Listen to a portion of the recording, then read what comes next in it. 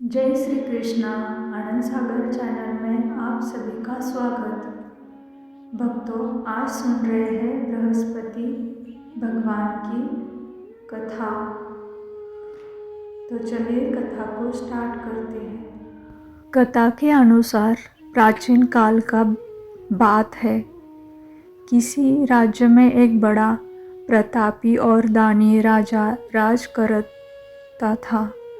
वह हर गुरुवार को व्रत रखकर दीन दुखियों की मदद करके पुण्य प्राप्त करता था। परंतु बात उसकी रानी और अच्छी नहीं लगती थी। वह न तो व्रत करती थी और न कहीं दान पुण्य में विश्वास रखती थी। इतना ही नहीं, वह राजा को भी ऐसा करने से मना करती थी। एक समय की बात है, राजा शिकार खेलने के लिए वन गए। घर पर रानी और दासी थी। उसी समय गुरु बृहस्पति देव साधु का रूप धारण करके राजा के दरवाजे पर भिक्षा मांगने आए। साधु ने जब रानी से भिक्षा मांगी तो वह कहने लगी, हे साधु महाराज, मैं इस दान और पुण्य से तंग आ चुकी हूँ। आप कोई ऐसा उपाय बताएं जिससे कि सारा धन नष्ट हो जाए और मैं आराम से रह सकूं। इतना सुनकर बृहस्पति देव ने कहा, हे देवी, तुम बड़ी विचित्र हो। संतान और धन से कोई दुखी होता है। अगर अधिक धन है तो इसे शुभ कार्यों में लगाओ। कुंवारी कन्याओं को विवाह करवाओ। विद्यालय और बाग बगीचे का निर्माण कराओ, जिससे तुम्हारे दोनों लोग सुधरे। परंतु साधु इन बातों से रानी को खुशी नहीं हुई।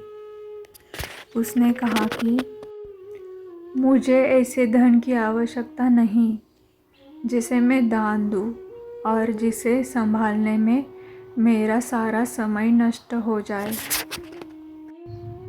तब साधु ने कहा, अगर तुम्हारी ऐसी इच्छा है तो मैं ऐसा तुम्हें बताता हूँ, तुम वैसा ही करना।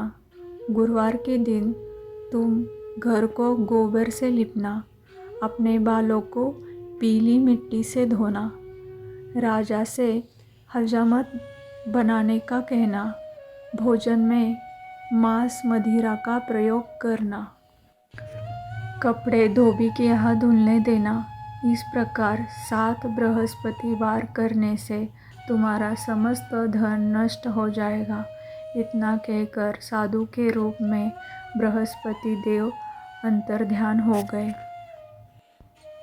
साधु के अनुसार कई बातों का पूरा करते हुए रानी को केवल 3 बृहस्पतिवार ही बीते थे कि उसकी समस्त धन संपत्ति नष्ट हो गई। भोजन के लिए राजा का परिवार तरसने लगा। तब एक दिन राजा ने रानी से बोला कि रानी, तुम यहीं रहो, मैं दूसरे देश को जाता हूँ, क्योंकि यहाँ पर सभी लोग मुझे जानते हैं, इसीलिए मैं कोई छोटा कार्य नहीं कर सकता। राजा कहकर दूसरे दिन देश चला गया। वहाँ वह जंगल में लकड़ी काटकर लाता और शहर में बेचता। इस तरह वह अपना जीवन व्यतीत करने लगा। इधर राजा के परदेश जाते ही रानी और दासी दुखी रहने लगी। एक बार जब रानी और दासी को 7 दिन तक बिना भोजन के रहना पड़ा तो रानी ने अपनी दासी से कहा, हे दासी, पास ही के नगर में मेरी बहन रहती है। वह बड़ी धनवान है। तू उसके पास जा और कुछ ले आ, ताकि थोड़ी बहुत गुजर बसर हो जाएगी। दासी रानी की बहन के पास गई।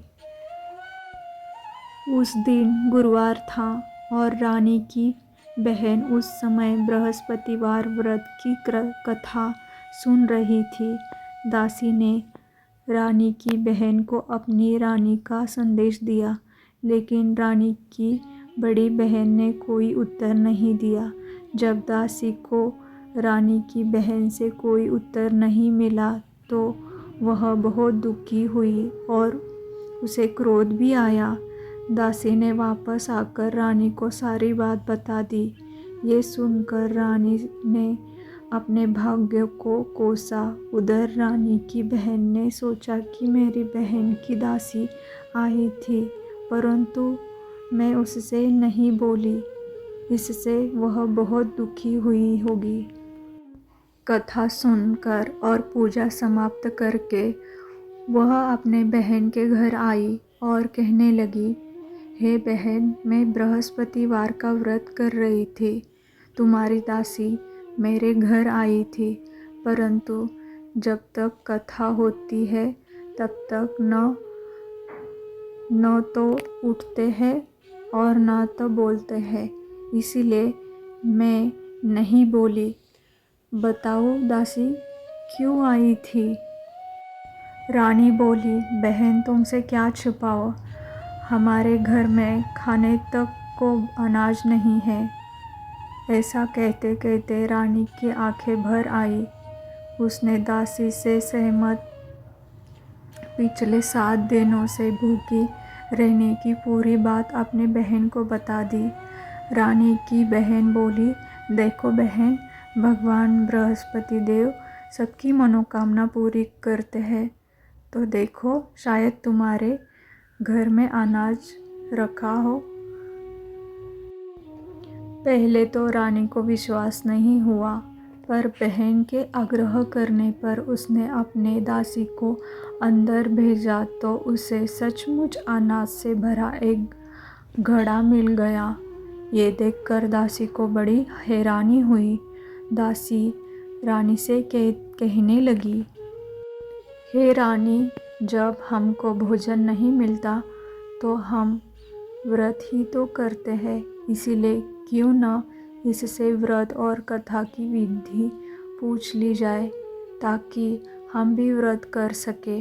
जब रानी ने अपने बहन से बृहस्पति व्रत के बारे में पूछा, उसकी बहन ने बताया, बृहस्पतिवार के व्रत में चने और दाल और मुनक्का केले के जड़ में अर्पित करे तथा दीपक जलाए, व्रत कथा सुने और पीला भोजन ही करे।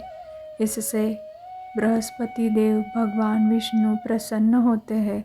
व्रत और पूजा की विधि बताकर रानी की बहन अपने घर को लौट गई। 7 दिन के बाद जब गुरुवार आया तो रानी और दासी ने व्रत रखा। वह गुड़साल में जाकर चना और गुड़ लेकर आई, फिर उससे केले की जड़ तथा विष्णु भगवान की पूजा की। अब पीला भोजन की चिंता को लेकर दोनों बहुत दुखी हुए, इसलिए बृहस्पति देव उनसे प्रसन्न थे। वह एक साधारण व्यक्ति का रूप धारण करे 2 थालों में पीला भोजन दासी को दे गए। भोजन पाकर दासी प्रसन्न हुई और फिर रानी के साथ मिलकर भोजन ग्रहण किया। उसके बाद वह सभी गुरुवार व्रत और पूजा करने लगी। बृहस्पति देव की कृपा से उनके पास फिर से धन समृद्धि आ गई, परंतु रानी फिर से पहले की तरह आलस्य करने लगी। तब दासी बोली, देखो रानी, तुम पहले भी ऐसी प्रकार आलस्य करती थी। तुम्हें धन रखने में कष्ट होता था, इस कारण सभी धन नष्ट हो गया, और अब जब देव बृहस्पति की कृपा से धन मिल गया है तो तुम्हें फिर से आलस्य होने लगा है। रानी को समझाते हुए दासी कहती है, कि बड़ी मुसीबतों के बाद हमने ये धन पाया है, इसलिए हमें दान पुण्य करना चाहिए, भूखों को भोजन कराना चाहिए और धन को शुभ कार्यों में खर्च करना चाहिए। इससे तुम्हारे कुल का यश बढ़ेगा, स्वर्ग की प्राप्ति होगी और पितृ प्रसन्न होंगे। दासी की बात मानकर रानी अपना धन शुभ कार्यों में खर्च करने लगी। इससे पूरे नगर में उसका यश बढ़ने लगा। बृहस्पतिवार व्रत कथा के बाद श्रद्धा के साथ आरती की जानी चाहिए। इसके बाद प्रसाद बांटकर उसे ग्रहण करना चाहिए। धन्यवाद।